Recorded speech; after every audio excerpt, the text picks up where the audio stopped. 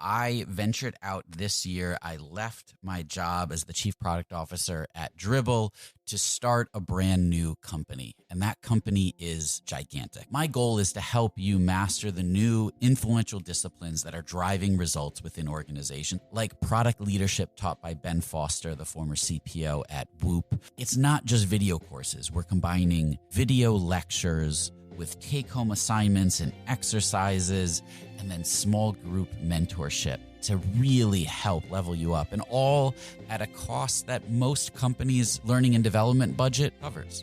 So if you're interested, go to gigantic.is, that's gigantic.is, sign up for a course, and I'll walk you through everything that you need to know. And if you enroll and let me know that you heard about this on Rocketship, I've got a special discount for you. And if you want, you can even have that be in the pirate theme. It like starts to look like a scroll. Welcome to the Rocketship podcast. I'm Michael Saka. I'm Joelle Steiniger. And I'm Matt Goldman. And we're having 20-minute talks with entrepreneurs teaching you how to launch your product into revenue. Check out our book at howtobuildarocketship.com to reserve your launch discount and to download a free chapter. Today we talked with Carolyn Kopprasch, the Chief Happiness Officer at Buffer. We learned all about how they've grown their support team out to 9 people and the unconventional ways in which they've scaled their support. We also learned how they use Help Scout to process hundreds of job applications every single month. Enjoy. Coachship makes continuous deployment simple and easy. Go to coachship.com/rocketship to get a free trial and 20% off 3 months. We'd also like to thank InVision app. InVision is by far the best prototyping and collaboration tool on the market. Go to InVision.app/Rocketship to get the starter plan free for 90 days. Welcome to the Rocketship podcast. We're here with Carolyn Kopprasch, the Chief Happiness Officer at Buffer. Carolyn, welcome. Thanks so much. I'm so excited to be here. Yes, absolutely. So are we. So tell us, what Chief Happiness Officer mean at Buffer? Sure. So Buffer is a social media application for scheduling posts to social media for businesses and individuals, and tracking the analytics of your posts so that you can kind of learn what's doing well and what you can improve on and what type of information and content your audience enjoys. And we have a web application and an iPhone application and an Android and Buffer for Mac and all these different ways that you can use the product. So we have a support team here that answers all the questions and emails and tweets and that kind of thing that come in from people who are learning how to use the product. So Chief Happiness Officer just is, it's kind of a silly way of saying that I lead that team, and we're a team of 8. Plus me. So those people, they're called happiness heroes. If you've ever interacted with Buffer, hopefully you've spoken to a happiness hero. So you're the team behind the @Buffer Twitter account? Exactly. Yep. Nice. And hello@bufferapp.com email address. Very cool. So you guys also are the ones that take in the applications when you're hiring, right? Yes. So talk to us a little bit about what that process looked like on your end. Sure. Yeah. So I take in all the applications for anyone on the happiness team. We had originally tried to think about hiring someone for hiring, but it makes a lot more sense when you've done the job and you know what the team is like and the culture of the whole company and that sort of thing. So I take in all the applications for the happiness team. Sunil, our CTO, takes in applications for the engineering team and that kind of thing. And so on. And we use Help Scout as just kind of the tool for all things. We use that for email already for our support email. So it was a natural extension to use that for our hiring as well. And so any applications that come in there, we just respond right through Help Scout. And the way that Help Scout works is that you can set up a different email address and it gets put into its own mailbox. So you have a mailbox for every single job position. Exactly. And on average, how many applications do you get for the positions now? Ooh, that's a good one. Well, right now they're down just because we've just made a couple hires. And so when they're down, people still reach out to us and say, I think I'd like to talk to you. what's an email address I can contact. And so we get, a few dozen of those a month. But when they're up, it goes more into the hundreds. I think it's usually in like the 400 per month range. Wow. So what led you to Help Scout? What were you doing before that, before you found the way that you like? Well, before poor Leo, our COO, was just kind of managing it from his own inbox. When I applied, which was a few years ago now, I just I saw a tweet, and the tweet just said, email Leo. So I did that, and obviously that didn't scale. We got, 100 or so applications then, and even that was a lot for one person in one inbox. So we quickly switched over to Help Scout because we use that for support anyway, and we love it. So it keeps things really neat, and you can see if somebody has emailed before, which is super useful. So yeah, that was the natural extension after poor Leo's Gmail. So I don't think it's any secret that culture is a huge thing with you guys. It's kind of ingrained in who you are and why everyone loves Buffer. Thank you. You're welcome. Something that you mentioned when we were talking before that I didn't know was how much emphasis you guys really put on hiring people that use the product and have used it for a while. Can you talk a little bit about that and how that kind of fits into your process? Sure. Yeah. So that's kind of probably the best hiring hack we've learned is that it makes a lot of sense to hire your customers because then they can really relate to your customers. I mean, that's really simple, but it's kind of really all it comes down to. So people will, be able to say, oh, I actually experienced that question when I came on board. That's a great question. Or I totally understand what you're trying to do here. Here's how I approached it. So that's really useful. And it also, on a more sort of tactical level, it helps a lot with training because when somebody has used your product before, you're not really starting from the beginning with training. So people can ramp up a lot faster. And, we bring people on board and they start answering emails on their first day, which is really great. So that's been a really awesome piece of it. And also kind of like you mentioned, people who are users of Buffer often have some exposure to our culture and kind of who we are and what we believe and what our values are. And that's really the most important thing with hiring as well. So that kind of makes that a little bit, that process of getting to know us a little bit simpler for the applicant. So what are some of the other signals that you guys look at when looking to hire applicants? Oh, that's a good one. Well, there's a couple things that are sort of just tactical again, like being a Buffer user for a long time and being a Twitter user, because that's the majority of our customers have a Twitter account. And so that's useful to be able to speak to your knowledge there, not just on, what an ad mention is and how you buffer a retweet, but even strategy on Twitter. So that's kind of more from the checkbox side.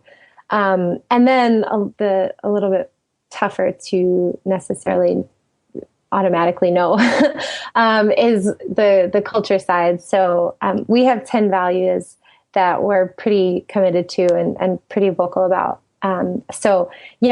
We definitely encourage people to go there. And, if you feel like you would be at home in a place that operates under complete transparency, which has a lot to do with your personal side too. We wear a jawbone up and we share our steps and our sleep with each other. So if that kind of thing freaks you out, then this wouldn't be the place for you. And, we talk about self-improvement constantly. And if you think that's kind of lame, then it wouldn't really be the place for you either. So that's kind of what we look for, is people who feel really at home and really excited about those values and, want to be in a place where the culture is sort of based on self-improvement and transparency. So then how do you see that in an applicant beyond them just saying that they would enjoy working at a company with those values? Yeah, that's a good start. I guess you just have to, a lot of times you have to take people on their word for some of it. People who have a commitment to self-improvement often have examples of that, and that's really useful. Another really simple one is just how you talk to people on Twitter. People who are pretty positive and focusing on helping people learn and that kind of thing tend to fit in a lot better than somebody who maybe isn't quite as positive on Twitter. So that's a really easy way, not only how do you present yourself to me right now when you're in an application, but also how do you present yourself to the world and what are the choices that you make every day? So that's a pretty easy way to do it. And obviously a huge majority of the job is over email. So how they email us is pretty important. That's pretty key. This episode is brought to you by Miro. So when I was at Dribbble, over the 6 years, there was one tool that we would always use when we were doing cross-team collaboration. Whenever the collaboration started to get complex, we would bring in Miro. It made it incredibly easy to align stakeholders across regions and time zones and definitely teams with ease. And we were able to do all of that while being a completely remote team. It also has integrations into Jira, Azure, Rally, a lot of the tools that you're using already for product management and engineering. So you can import tasks from them as native cards, and it helps you see the big picture. It also helps stakeholders to understand what work needs to be done. It was incredibly valuable. And then they even have an estimation app that gives you a clear understanding of the work scope, lets you identify gaps, and then it has the ability for you to set clear expectations for delivery, especially when you're working across functions. So your first 3 Miro boards are free forever when you sign up today. Go to Miro.com/podcast. That's Miro.com/podcast. So I think we were talking to the You Need a Budget guys about hiring support people. And one of the parts of their application was to ask you, I think it was them, was to ask you how you would respond to an angry customer. They had a sample email and asked you to draft a response. Sure. And originally they thought that the proper response was very obvious. But they see a lot of people answer it in either a rude way or just not the right way that they're looking for. Is there something like that where how else do you judge the effectiveness of a new support person once you're beyond the culture fit? Yeah, definitely. We do that. Yes. We ask people to answer hypothetical customer emails exactly as you said. Here's a couple tweets. How would you approach these? And here's a couple emails. And kind of like you said, there's a lot of ways that you can do it that are really sort of what we expect. And then there's ways to go above and beyond. And so we look for those. And some people prefer to address really happy people in a different way than they approach really unhappy people. And, do they make that decision based on something that you think we would do? And, it's kind of like, would they fit in with what we're looking for here? But yeah, writing is such a huge part of it that we definitely have a test for that. So digging a little deeper into your actual support process, how do you guys keep up with, how do you scale up the service that you give as you grow and keep the quality up? And what little tricks or hacks have you figured out to focus on the most urgent things first? Oh, yeah. That's a good one. So we have a couple different ways that we sort of approach our support. I'll take a step back for a second and talk a little bit about sort of how we believe we should be meeting our customers. And so we try to have sort of a consistent tone across the board. And we actually have a tone guide. I don't know if it's interesting at all. It's at buffer.com/tone-guide. And what that is just, sort of talking about is how we like to approach the way we, the whole world. So that includes our customers that we're talking to one-to-one. It includes our customers when we're talking in a mass email. It includes, how we write error messages in our application. And so that kind of thing is all, it's all based on How to Win Friends and Influence People, which is kind of the book that our entire culture is based on. So that's kind of from a big perspective, how we attempt to do this. Of course, we fail all the time, and nothing wrong with that. Yeah. And so kind of the part B of that is just that we talk about it constantly. We have, emails constantly going around about, I had this situation. How could I have approached it better? This was the email. I missed this point. I did this wrong. And also, hey, this customer was really unhappy and she left really happy. And she, told me that, she was going to name her first child after me, which of course has never actually happened. But, so here's how that conversation went, and what can we learn from this? And what was the right point that we said, let's get off this email and just get on a call. And so basically we just talk about it constantly, which is kind of how we've kept up the learning amongst the whole team. So I think that was part one of your question. Part two was how we sort of addressed urgency. Is that right? Cool. Well, I find that people often will often send off a tweet when they're super anxious about an answer. So we have really, really ambitious goals for Twitter. And we try to get on those as fast as possible. And the program that we use for monitoring Twitter, which is Spark Central, which we think they're great. You can sort it by newest or oldest. So in an ideal situation, somebody has it sorted by newest. And so you see a frantic tweet the very moment it comes in, which is kind of the first way to approach urgency is, if somebody is just absolutely crazed, they might send a tweet to say, I sent you an email, or I have this question, or call me. So that's the first step. And we had found that it was a lot trickier with email. People will write urgent, or they'll write in all caps or something, but sometimes that gets lost in the pile. So what we just recently did, we have a support engineer, the senior developer, Colin, on our team, spends about half his time working on tools for our team. So ways that we can make the customer happier, or get back to them faster, or get to know them better. So what he did, he's brilliant. We added a piece on the contact form that says, like, what's your level of urgency right now? So people can say, like, oh, this is just an FYI, like, you don't even have to respond. Like, just thought you would know that there's like a typo right here or something.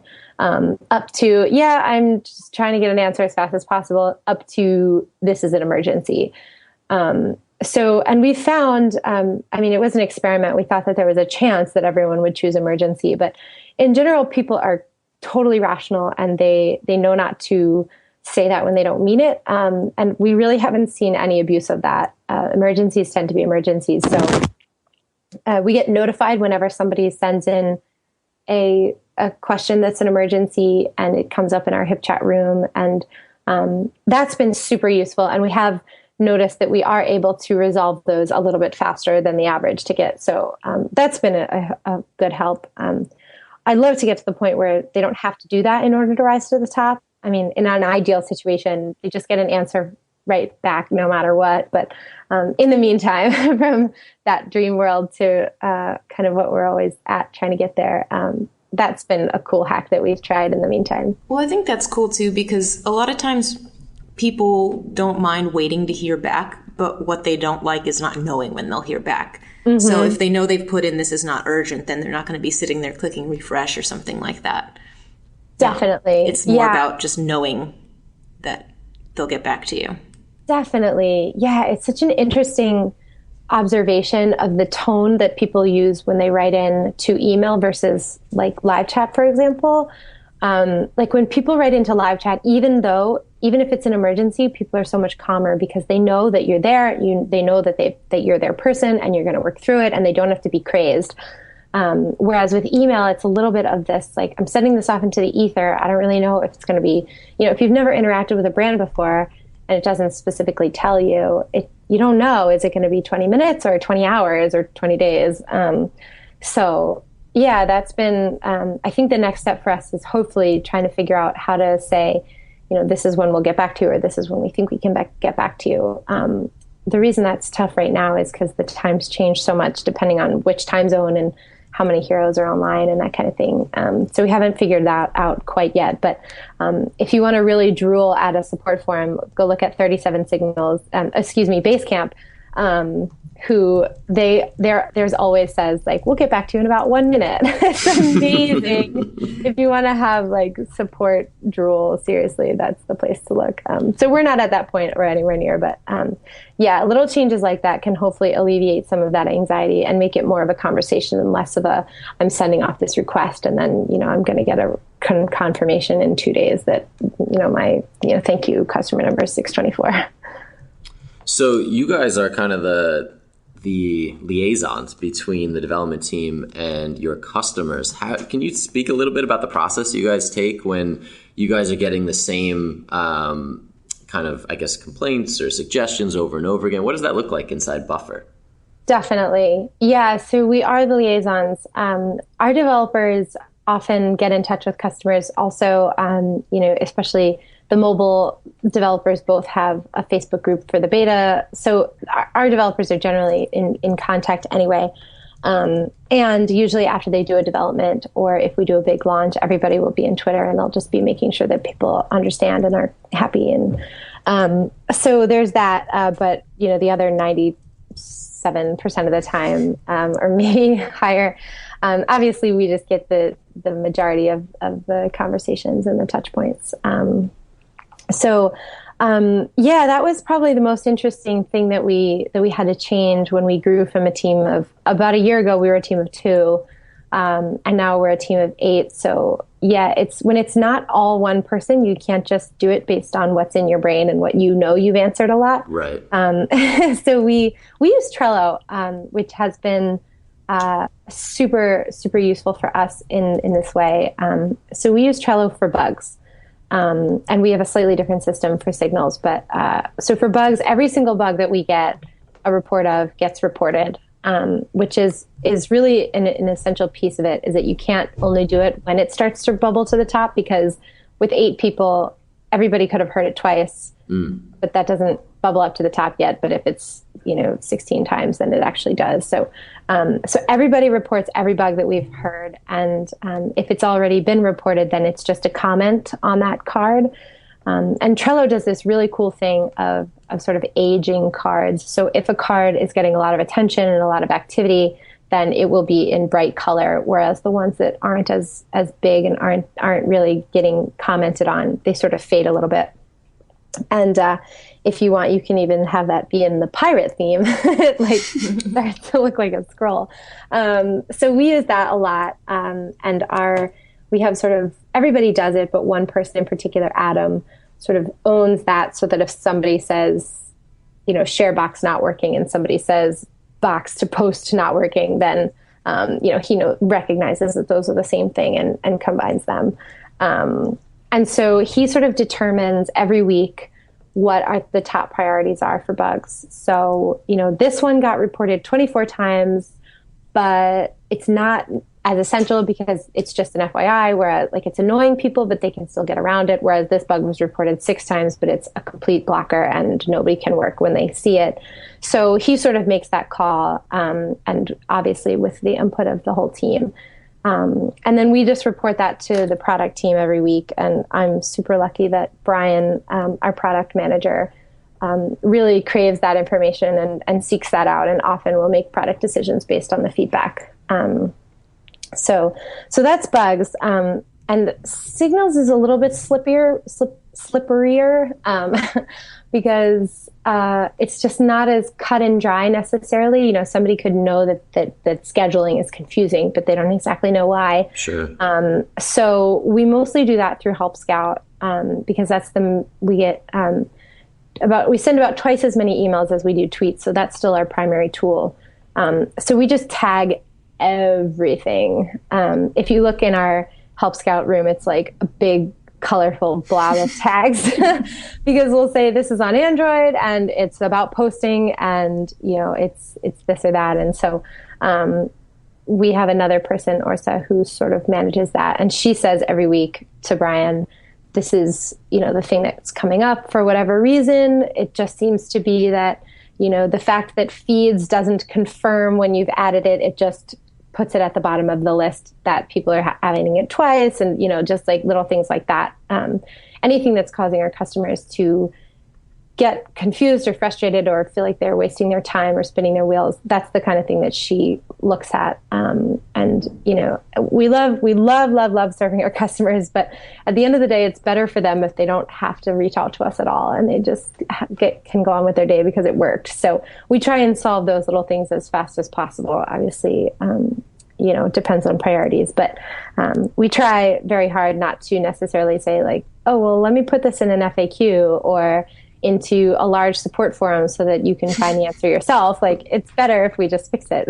Which no one ever really searches through. Right. Honestly. Yeah, that's kind of what we decided is like, I don't know that I've ever seen that done really super well. No. So I know that there's a lot of companies that try and that just don't have the resources to just continue scaling and growing the team as opposed to, putting answers up on FAQ and things like that. But we just couldn't get excited about customers having to like search and click around and read 5 things before they determine whether or not their problem has been solved. So, we try and hear those and fix them as much as possible.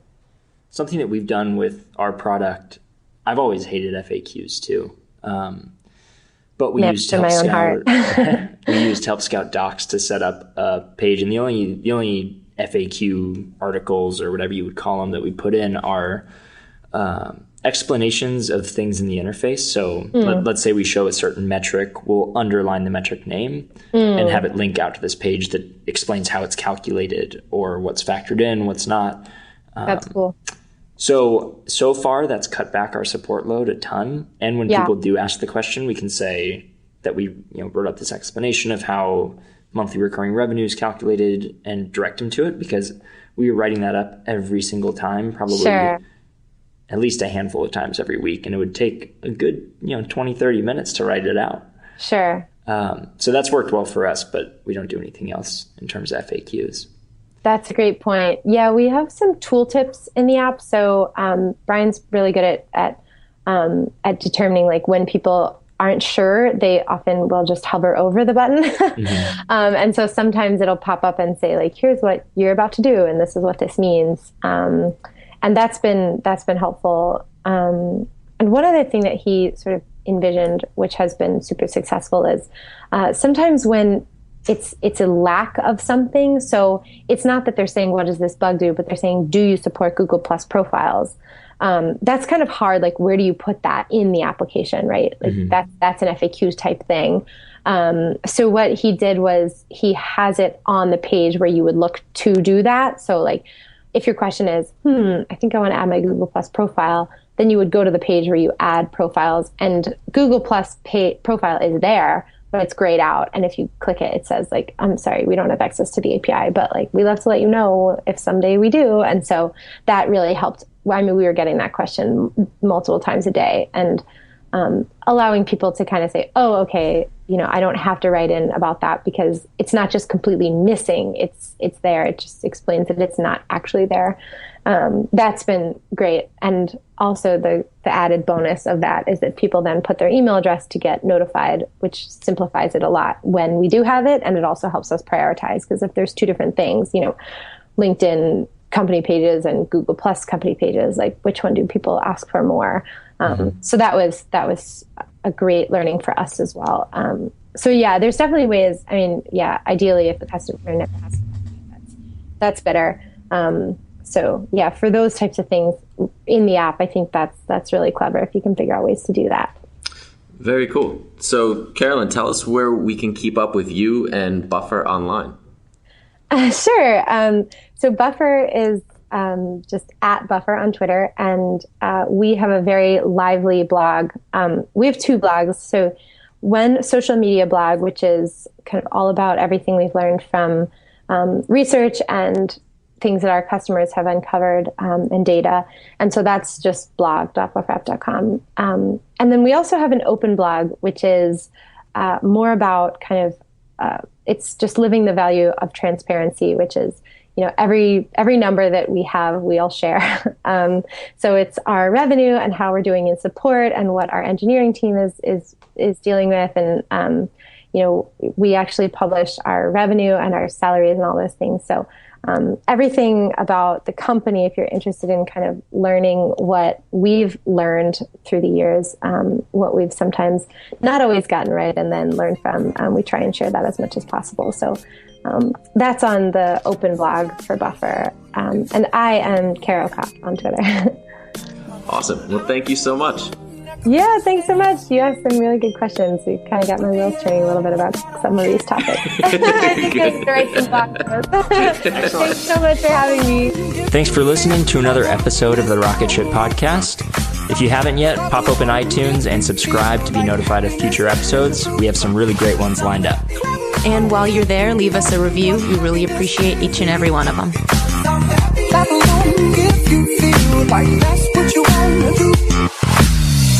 Here come bad news, talking this and that.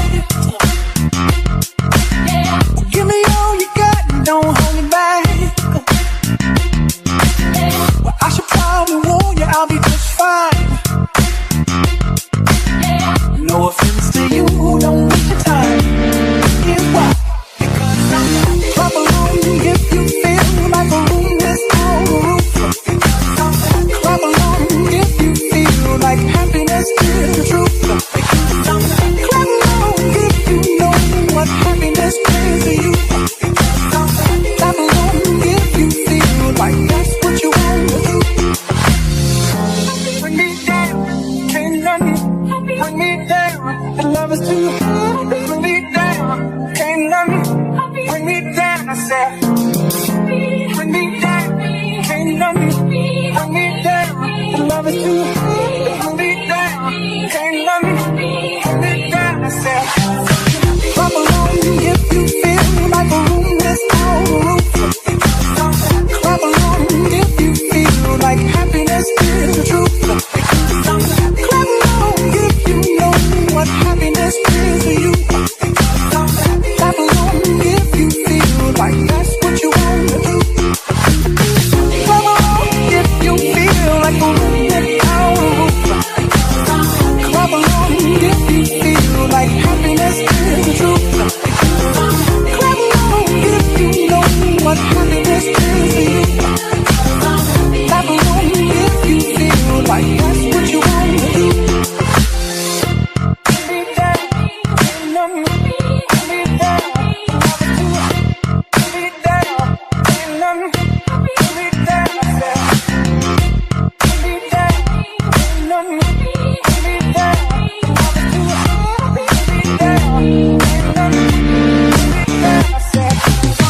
clap along if you feel like a room without a roof. Because I'm happy. Clap along if you feel like happiness is the truth. Because I'm happy. Clap along if you know what happiness is to you. Because I'm happy. Clap along if you feel like that's what you want to do. Clap along if you feel like a room without a roof. Clap along if you feel like happiness is the truth. Clap along if you know what happiness is to you. Clap along if you feel like that's what you want to do. Come on.